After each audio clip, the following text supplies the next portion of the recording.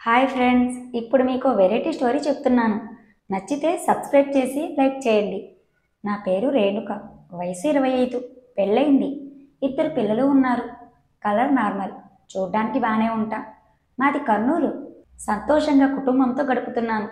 అనుకోకుండా నా జీవితంలోకి ఒకడొచ్చాడు. అతని పేరు శ్రీకాంత్. మా ఆయన ఫ్రెండ్.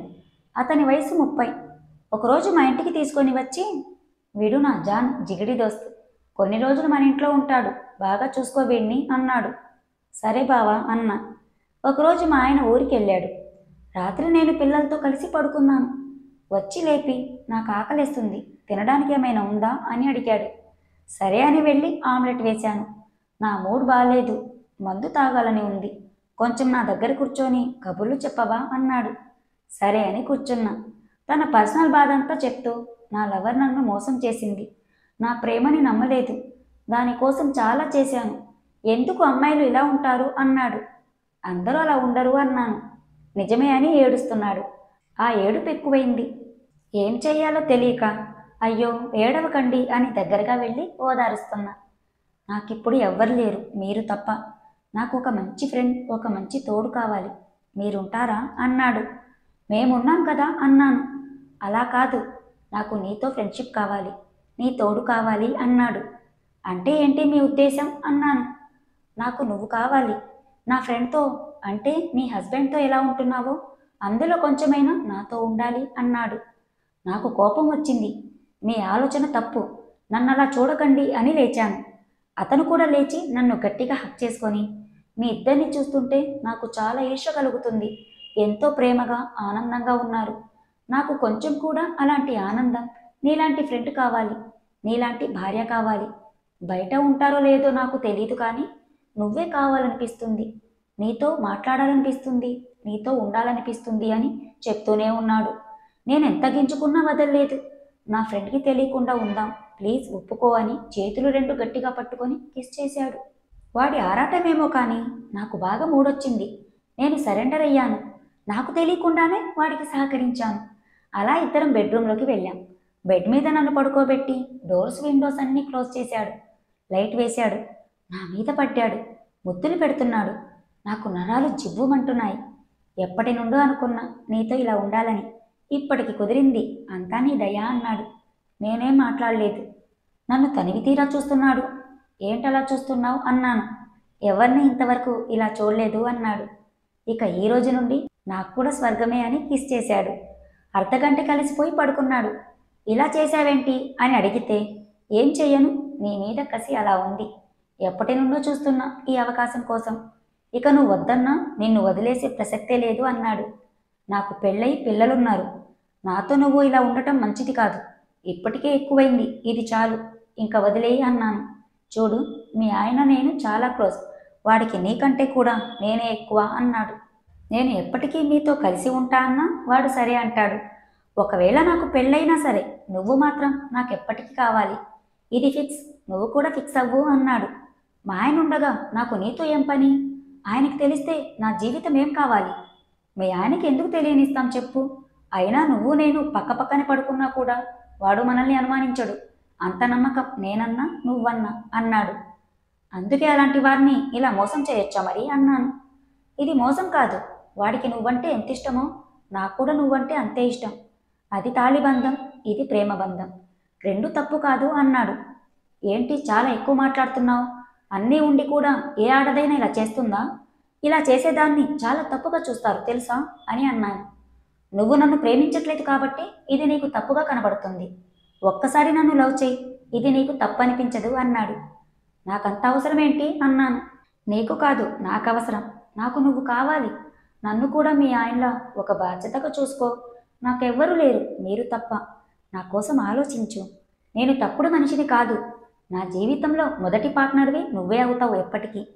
వాడు ఉన్నా లేకపోయినా నీకెప్పుడు ఏం కావాలన్నా ఒక హస్బెండ్ లాగా, లవర్ లాగా నీకు తోడుగా ఉంటాను. నాకు నా భార్య వచ్చినా సరే నీ తర్వాతే నా భార్య. ఎందుకంటే జీవితంలో మొదటగా వచ్చే వాళ్ళకి ఉన్నంత ప్రాముఖ్యత ఎవరికీ ఉండదు. అందుకని నువ్వు నన్ను వదిలేయాలి అనుకున్నా నేను నిన్ను వదల్లేను. ఎప్పుడు పడితే అప్పుడు కావాలని నిన్ను ఇబ్బంది పెట్టను. నాకు నీ మీద ప్రేమ ఎక్కువైనప్పుడు, నీతో ఇలా ఉండాలి అనిపించినప్పుడు మాత్రమే అడుగుతాను. అప్పుడు కూడా నువ్వు సరే అంటేనే అని అన్నాడు. వాడికేం కావాలో నాకు అప్పటికి కానీ అర్థం కాలేదు. సరే ఈ మాటలన్నీ నిజమా కాదా అనేది ముందు ముందు ఎలాగో తెలుస్తుంది, అప్పుడు ఆలోచిద్దామనుకున్నాను. వాడికి మాత్రం ఏ సమాధానం ఇవ్వలేదు. వాడి మాటలకి ఏ ఆడదైనా పడిపోతుందేమో అనేలా మాట్లాడుతున్నాడు. అంత రొమాంటిక్గా ఎలాంటి తప్పుడు మాటలు లేకుండా మాట్లాడుతున్నాడు. నాకు మళ్ళీ మూడు పెంచుతున్నాడు. ఇక అసలు విషయం ఏంటంటే నేను కలర్ తక్కువ, వాడు చాలా తెల్లగా అందంగా ఉంటాడు. ఇలాంటి వాడు దొరకడమే అదృష్టం అనుకుంటారు అమ్మాయిలు. అలాంటిది నేను అతనికంటే అంతగా బాగోపోయినా నన్నే కోరి వస్తే ఎందుకు నో చెప్పాలి అనిపించింది. ఇక అప్పుడు మొదలైంది నా లవ్. ఆ క్షణం నుండి వాడితో ఎంతో ఇష్టంగా ఉన్నాను. వాడికి అర్థమైంది. ఏంటి అమ్మాయి గారికి నా మీద ప్రేమ పుట్టిందా అన్నాడు. అవును, ఇప్పుడే మొదలైంది. ఇక నేను కూడా నీలాగే ప్రేమిస్తాను అన్నాను. వాడి ఆనందానికి హద్దే లేదు. గట్టిగా హక్ చేసుకున్నాడు. ఎత్తుకోబోయాడు. వద్దు చాలు అన్నాను. నీ చేతితో ఒక టీ ఇవ్వు అన్నాడు. కిచెన్లోకి వెళ్ళి వేడివేడి పకోడీ చేస్తున్నాను. వెనక నుండి వచ్చి ఈ టైంలో పకోడీ, వావ్, ఆడవాళ్ళు ప్రేమిస్తే ఇలాగే ఉంటుందేమో, ఒకటి అడిగితే అంతకు మించి ఇస్తారు, ఇదే కదా లవ్ కిక్ అంటే అన్నాడు. ప్లీజ్ కొద్దిసేపు ఆగు అన్నాను. ఏ, నన్ను ఏమండి అని పిలవ్వా ప్లీజ్, నేను కూడా ఇప్పటి నుండి నీ హస్బెండ్నే కదా అన్నాడు. అలాగే మీ ఇష్టమండి, అలాగే పిలుస్తాను. అబ్బా ఎంత ముద్దుగా ఉందో నువ్వు అలా అంటుంటే, ఇప్పుడే నీకు తాళి కట్టేయాలని ఉంది అన్నాడు. వద్దండి బాగోదు అన్నాను.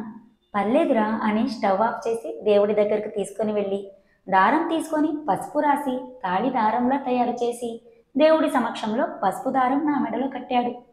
నా దగ్గర మా అమ్మ నల్లపూసల గొలుసు ఉంది, తెస్తా ఉండు అని వెళ్ళి తెచ్చి అది కూడా మెడలో వేశాడు.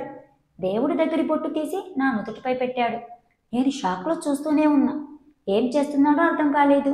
ఈ రోజు నుండి మనసా వాచా కర్మణ నువ్వు నాకు కూడా అర్ధాంగివే అని పూజ గదిలోనే నుదుటిపై ముద్దు పెట్టుకున్నాడు. వాడి ప్రేమకి నా కళ్ళల్లో నీళ్లు తిరిగాయి. నీలాంటి వాడి ప్రేమని కాదనుకున్న ఆ పిచ్చిదెవరో కానీ చాలా పెద్ద మూర్ఖురాలు అన్నాను. అది అలా చేయబట్టే ఈ బంగారం నాకు దొరికింది, అందుకు దానికి నిజంగా థ్యాంక్స్ చెప్పాలి. అది నా లైఫ్లో ఉంటే అబ్బో వద్దులే, ఆ బాధలు నేను పడలేను. ఇప్పుడు అవన్నీ వద్దు, ఇప్పుడు మనం ఒకటి. నీ ప్రేమ పొందగలిగినందుకు నేను చాలా అదృష్టవంతుణ్ణి. ఈ ప్రేమ ఎప్పటికీ ఇలాగే ఉండాలి. నేనెప్పుడు నిన్ను ఏ రకంగా ఇబ్బంది పెట్టను, అలాగే నీ చేయి కూడా వదలను, ప్రామిస్ అన్నాడు. నేను వాణ్ణి హక్ చేసుకున్న ప్రేమగా. హలో శ్రీమతి గారు, మీ శ్రీవారికి ఫస్ట్ నైట్ కావాలి, మరి స్టార్ట్ చేద్దామా అన్నాడు. ఆల్రెడీ ఫస్ట్ నైట్ అయిందిగా అన్నాను. అది లవ్లో జరిగింది, ఇప్పుడు మనకు పెళ్ళైంది, పెళ్లి తర్వాత చేసేదాన్ని ఫస్ట్ నైట్ అంటారు డార్లింగ్ అన్నాడు. సరే కొంచెం పకోడీ ఉంది, అది చేసి నీకు టీ తెస్తాను, ఇద్దరం తిని తాగి మొదలెడదాం అన్నాను. ఇద్దరం పకోడీ ఒకరికి ఒకరం తినిపించుకొని టీ ఒకే గ్లాసులో సగం సగం తాగాం. నన్ను కొత్త చీర కట్టుకొని రమ్మన్నాడు. సరే అని వెళ్ళి కట్టుకొని బాగా రెడీ అయి వచ్చాను. ఇంతలో పెరటిలో మల్లెపూలు ఉంటే కోసుకొచ్చి బెడ్ మీద చల్లాడు. స్నానం చేసి కొత్త డ్రెస్ వేసుకున్నాడు. చాలా అందంగా కనబడుతున్నాడు. దగ్గరగా వచ్చి చేయి పట్టుకొని, ఇప్పుడు నువ్వు నా భార్యవి, నేనేం అడిగినా కాదు అనకుండా చెయ్యాలి అన్నాడు. అలాగే శ్రీవారు అన్నాను. అయ్య బాబోయ్, నువ్వు అలా పిలుస్తుంటే నేనేదో దేవుణ్ణి అనే ఫీలింగ్ వస్తుంది అన్నాడు. అవును మరి, ఇప్పుడు మీరు నాకు దేవుడే కదా శ్రీవారు అన్నాను. వద్దమ్మా అంత వద్దు, ప్రేమ మరీ ఎక్కువైంది, తగ్గించు అన్నాడు. నేను నవ్వేసి వాడి భుజాల మీదుగా చేతులు వేసి వాడి తలని దగ్గరగా తీసుకొని కిస్ చేశాను. ఇందాకేమైందే ఇంత ఘాటు కిస్ అన్నాడు. అప్పుడు నీ మీద ప్రేమ లేదు, ఇప్పుడుంది అన్నాను. మళ్ళీ ఇంకోసారి కిస్ చేయవా, నువ్వు చేస్తే బాగుంది అన్నాడు. ఈసారి ఫేస్ అంతా కిస్ చేస్తున్నాను. మెల్లిగా నన్ను పడుకోబెట్టి నుదుటి నుండి ముద్దులు పెడుతున్నాడు. ఏ ఆడదానికైనా ఇలాంటి మగుడు ఉండాలి అనిపించింది. నా ప్రమేయం లేకుండా నన్ను ఇష్టపడే మగాడు నా జీవితంలోకి వచ్చినందుకు నాకు చాలా ఆనందంగా ఉంది. ఇలాంటి వాడి కోసం ఏం చేసినా తప్పు లేదనిపించింది. అది మొదలు ఇద్దరం ఒంటరిగా ఉంటే చాలు, బాగా ఎంజాయ్ చేసేవాళ్ళం.